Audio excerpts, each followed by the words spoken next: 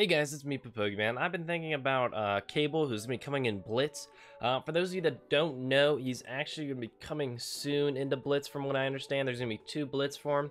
The first one's going to be an only top 500 for Cable, and then after that they're going to have an Everybody Wins Blitz for Cable. And I was thinking about that, and I like Everybody's Wins Blitz. I enjoy those, but I was considering how many characters have been added to Blitz right now, and if they keep up this pattern, how sustainable is Blitz actually?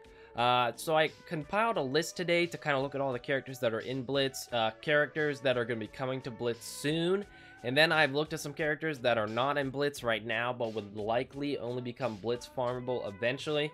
And it comes up to a lot of characters that we're going to be having in Blitz, and I wanted to discuss to you some solutions to get around this problem without having to utilize Blitz.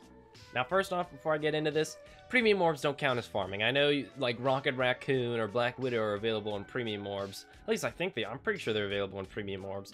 But premium, that doesn't count. That's not premium. That's not farming. You get those randomly, and you have, like, what is it, like, maybe a 1% chance to get them. And even then, you can't get anywhere enough to get them to max. That doesn't, don't even tell me premium orbs counts as farming. It doesn't count as farming. So I'm going to talk about some characters that we've currently in Blitz. We have Black Widow, Black Panther.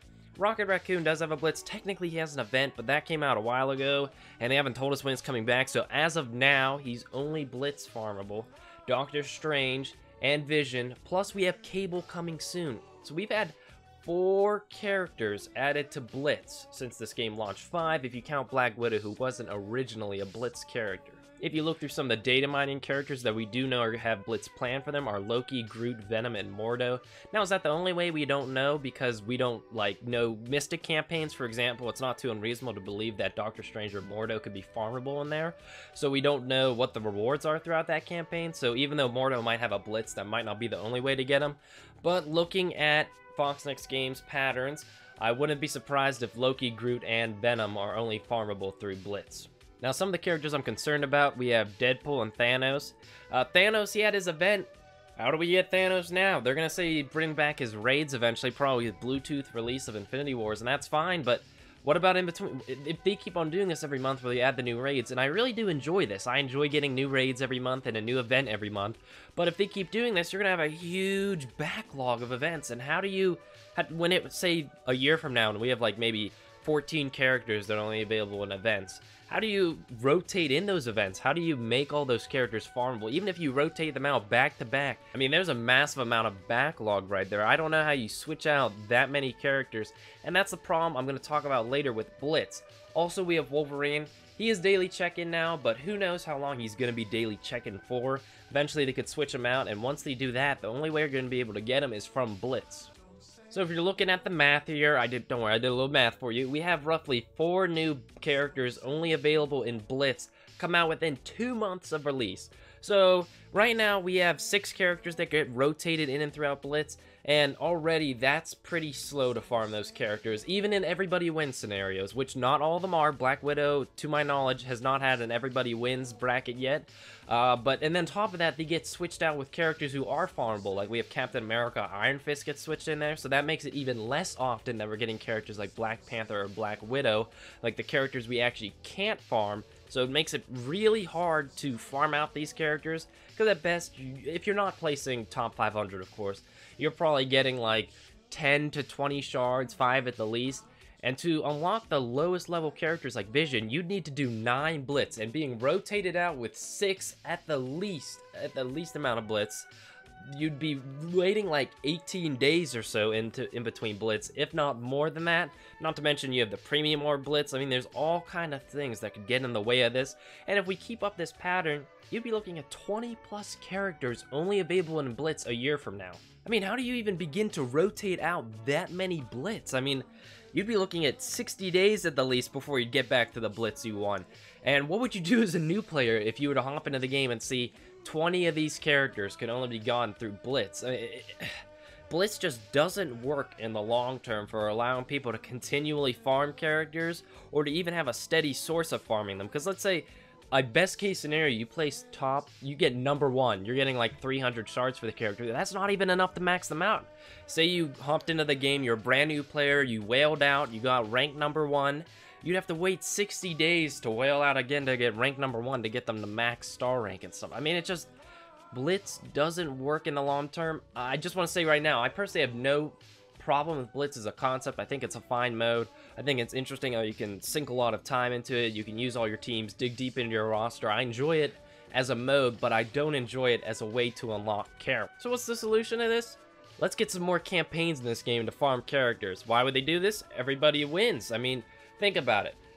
DC Unchained is incorporating this idea, and I think a lot more games are looking to add this in as a way to allow whales to splash around, and then still allow us free-to-play players to get the characters. Well, I'm not even free-to-play, I'm Dolphin, but, you know, Foxnext doesn't really release good deals, so I'm pretty much free-to-play right now.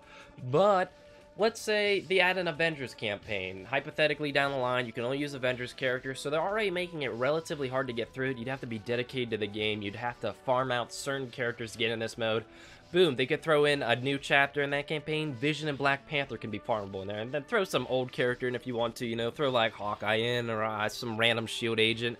But there you go. Now Vision and Black Panther are farmable for all of us. And say Ant-Man and Wasp is coming out down the line. They're going to be added to this game most likely next month with the Ant-Man movie coming out. Boom, add another chapter to the Avengers campaign, and then add Ant-Man and Wasp in there. We have Ultron robots and Ultron coming down the line. Add a minion-only campaign. That could be actually a really funny campaign to do, and you could develop some of the minions' personalities instead of them just being randos that we don't care about.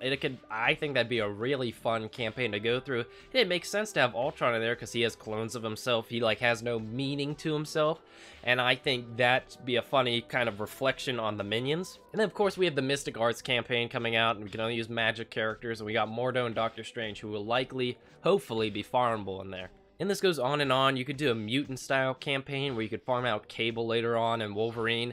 But I do understand that Foxnext Games does need to make money. So, how do you do that, Foxnext Games? I'm going to give you an awesome idea. I mentioned before at DC Unchained, and a lot of games are moving to this style of system.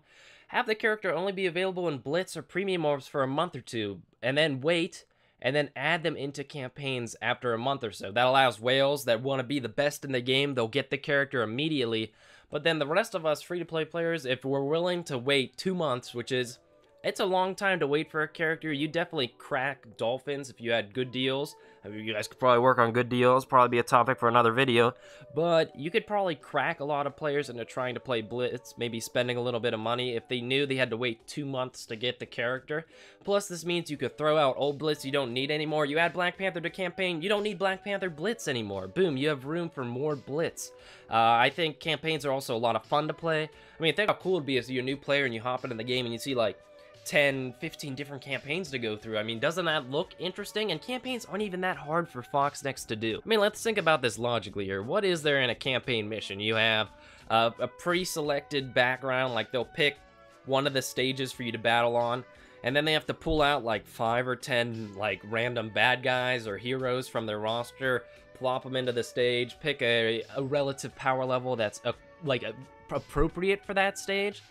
And then after that, they need to come up with some quippy dialogue, and then boom, you have a new mission. Just do that 12 times, you have a chapter. It's not that resource intensive from Foxnext Game to do it, so it wouldn't be that bad to do. I mean, overall, I just think this is the right way to go about things. It encourages whales to spend, yet it gives free-to-play players a way to get characters. It allows Blitz to keep on going the way it is, and it allows the game to be a little more sustainable instead of having 20+ characters getting cycled out through Blitz. One more thing to note, Foxnext Games might have this kind of thing planned, but we just don't know yet because they're not necessarily the best with the communications, because again, the Mystic Forces campaign, who knows what's going to happen there. Maybe Doctor Strange and Mordo will be farmable. That'll be the first Blitz-only character I think that'll be farmable, so that'll be kind of interesting to see, and maybe a sign for things like that in the future. But I think they have a lot of interesting ideas with campaigns, and only allowing certain characters to go in certain campaigns, and I think they're underutilizing the idea, and I think it's the perfect place to make more characters farmable. Plus, it'd make energy a much more valuable resource. Think about how many people are going to want to do energy refreshes, or stage refreshes the day Black Panther comes out in campaign. I mean, there's a lot more ways you guys can make money than just throwing a character in Blitz. Be like, hey, Tim, make another little JPEG to put on Blitz, and we're going to throw out our new character in there. Alright, sounds good. mean, there's a lot more interesting ways you could do things, and I think it will allow the player base to be happier as a whole. But hey guys, what do I know about Marvel Strike Force? Hey, I'm just a 16-year-old, and this I'm actually curious to hear what you guys have to say, so let me know down below your opinions of this. Do you think this is a good idea? I think it allows Fox X Games to still make money while keeping the game accessible to new players, but, you know, what do I know?